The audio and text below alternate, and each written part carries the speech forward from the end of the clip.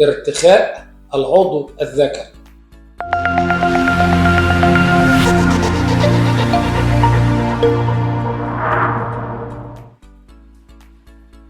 أهلا بيكم في حلقة جديدة من حلقاتنا اللي احنا بندي فيها معلومات طبية خاصة بالرجال. الموضوع بتاع الحلقة هيكون ارتخاء العضو الذكري. ما معنى ارتخاء العضو الذكري؟ ايه انواع ارتخاء العضو الذكري؟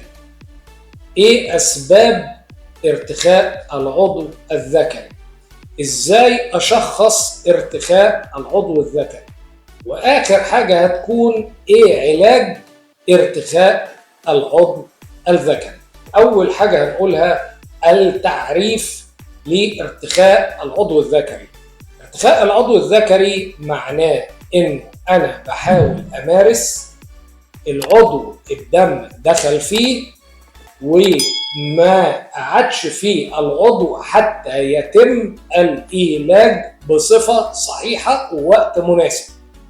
طيب، علشان نفهم هذا الميكانيزم واللي احنا لازم نقول فيه سبحان الله فعليا، لانه اي راجل بيعتبر نفسه الرجل الاخضر وانا سوبرمان وانا بكسر الدنيا في السرير وانا لازم حضرتك تعرف انك ولا شيء، لانه اللي خلق لك هذا الميكانيزم اللي خلاك سوبرمان هو ربنا سبحانه وتعالى، وليس فضل او قوة من حضرتك.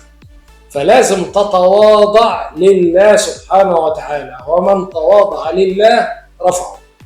في آخر العضو صمامات زي صمامات القلب. الصمامات دي ليها ميكانيزم تقفل لما الدم يخش. طيب ازاي الميكانيزم ده بيحصل ودور حضرتك ايه فيه عشان تعرف انك رجل بلا قيمة، وان اذا ربنا انعم عليك بنعمة الصحة فاستخدمها في الحلال واشكر علشان تدوم. طيب الميكانيزم هنا حضرتك ضغط الدم الطبيعي في الجسم هو نقول متوسط حسب العمر، نقول متوسط مثلا 120-80. طيب علشان الميكانيزم بتاع الصمامات تقفل والعضو الذكري يظل في الانتصاب الدائم أثناء فترة العلاج، لازم ضغط الدم اللي داخل للعضو الذكري يزيد عن ضغط دم الجسم الطبيعي ب20 ملم زيادة.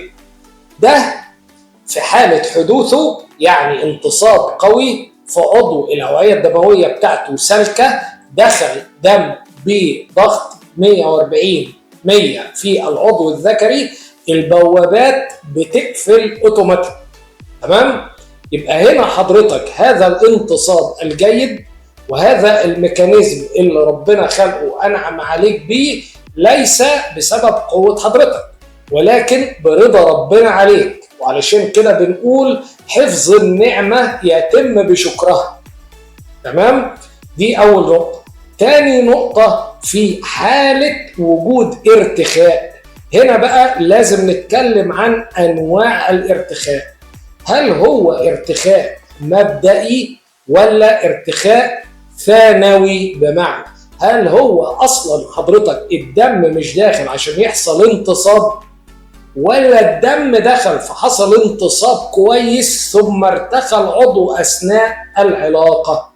لأنه دي ليها تشخيص ودي ليها تشخيص، ودي ليها علاج ودي ليها علاج، ودي ليها فحوصات ودي ليها فحوصات. طيب النوع الأولاني الارتخاء العضو في الأولي اللي هو أنا كنت كويس يا دكتور وخلال الفترة اللي فاتت ما بقاش عندي الانتصاب القوي اللي كان موجود، يعني الانتصاب أصلا ما بقاش موجود. وده غالبا بيحصل نتيجة خلل هرموني أو لخبطة في الغدد أو أمراض البروستاتا أو الأوعية الدموية أو ضغط الدم أو تصلب الشرايين أو سكر. كل دي حاجات تؤدي إلى الارتخاء الأولي.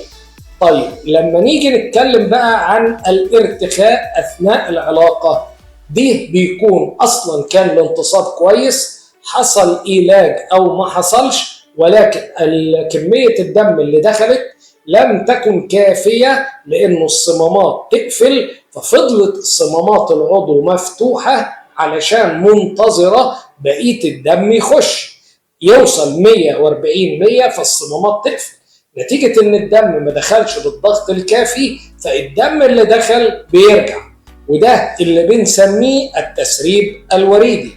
وهنا لازم نتكلم ونفسر إنه التسريب الوريدي نوعين، في النوع الأولي تمام اللي هو التسريب الوريدي الكاذب، وفي التسريب الوريدي الحقيقي. طيب التسريب الوريدي الكاذب اللي هو ايه؟ اللي هو العضو اصلا مش مستقبل كميه الدم ولكن الصمامات سليمه، لو الدم دخل بالكميه الكافيه الصمامات هتشتغل. لكن التسريب الوريدي الحقيقي هو ان الدم بيخش بالكميه المطلوبه ولكن الصمامات تلفه ولا ما بتقفلش، ودي ليها علاج ودي ليها علاج.